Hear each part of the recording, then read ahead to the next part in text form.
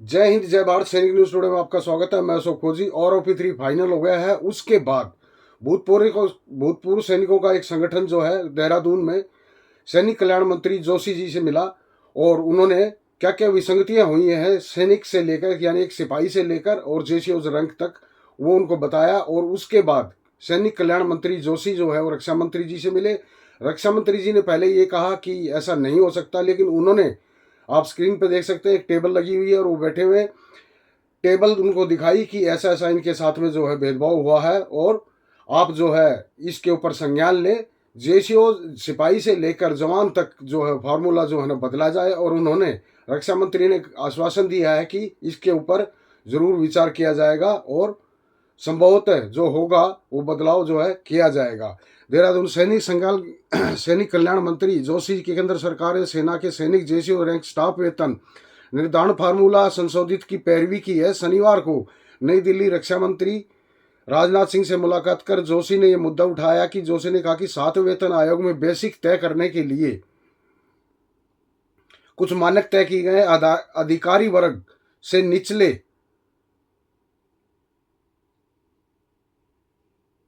क्रम के सैनिकों की राशि को 2.7 से गुणा कर दिया जाता है। अधिकारी वर्ग का गुणांक अधिक है, लेकिन lieutenant captain, major, lieutenant colonel की बेसिक वेतन को 2.62 से गुणा किया जाता है। इसके बाद उन्हें बड़े रैंक के बेसिक वेतन का निर्धारण 2.72 से गुणा कर दिया जाता है। जवानों का गुणांक कम होने से उनका वेतन अपेक्षाकृत बहुत कम हो गया है, जबकि उनका गुणांक उनके कम बेसिक के अनुसार ज्यादा होना चाहिए। जोशी ने रक्षा मंत्री जी से अनुरोध किया और उनका ध्यान इस तरफ जो है आकर्षित किया। रक्षा मंत्री जी ने इस विषय पर उचित कार्रवाई का आश्वासन दिया है। बिल्कुल जी, अब वो कुछ दे भी नहीं सकते क्योंकि फाइनल हो गया, टेबल निकल गई है। अब जो है क्या आश्वासन ही दे सकते हैं। ये सबसे बड़ी जो गलती की है ये सैनिकों की है, मैं भूतपूर्व सैनिकों के जो संगठन है और सभी सैनिकों की है, क्योंकि OROP2 में जैसे ही विसंगतियां हुई थी सब घरों से बाहर निकले थे और ज्ञापन दिए थे, आंदोलन किया था, लेकिन वो आंदोलन फिर बीच में इलेक्शन आए लोकसभा के, वो रोक दिया गया। उसके बाद सबने इंतजार किया कि शायद सरकार सुन ले और विसंगतियों के बगैर जो है हमें ये OROP3 जो है दे, लेकिन सरकार ने ऐसा नहीं किया। और अब तक भूतपूर्व सैनिक संगठन जो है ऐसे कैसे बैठे हुए हैं। ये देहरादून से चलो एक संगठन ने आगे बढ़ के जो है ना उनको दिया है कि आप जाइए, और वो मिले भी हैं जोशी उनसे, लेकिन अब आश्वासन के सिवा कुछ नहीं हो सकता। ये आप लोग भी जानते हैं और आप अपनी जो है ना अभी राय देना। और दूसरी खबर है असम से। असम के भूतपूर्व सैनिकों के संगठन हैं, उन्होंने मांग की है, पूर्व सैनिकों ने भूमि आवंटन की मांग की जो लंबे समय से लंबित चली आ रही है। जोगी गोपा में भूतपूर्व सैनिकों के लिए 1366 बीघा भूमि आवंटित करने की बात कही गई थी, जो आज तक पूरी नहीं की गई है।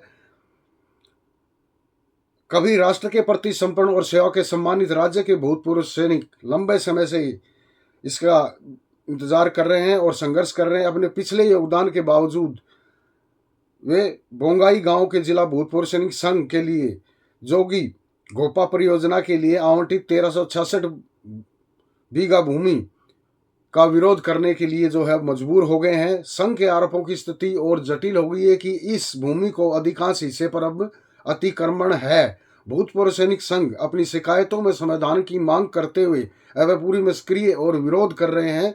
इस मुद्दे को सुलझाने के प्रयासों में मुख्यमंत्री हेमंत बिस्वा जी जो है के साथ 2 बैठकें शामिल हैं, लेकिन भूतपूर्व सैनिकों की चिंताएं अभी अनसुलझी हैं, उनको सुलझाया नहीं गया है। पूर्व सैनिकों अब न्याय के लिए चल रहे इस संघर्ष में उजागर करने के लिए संबंधित हैं। ये थी असम से खबर, और मिलते हैं ऐसी जो आपके वेलफेयर से जुड़ी खबर हो। तब तक के लिए जय हिंद, जय भारत। स्वस्थ रहें, मस्त रहें, सतर्क रहें, सावधान रहें और अफवाहों से दूर रहें।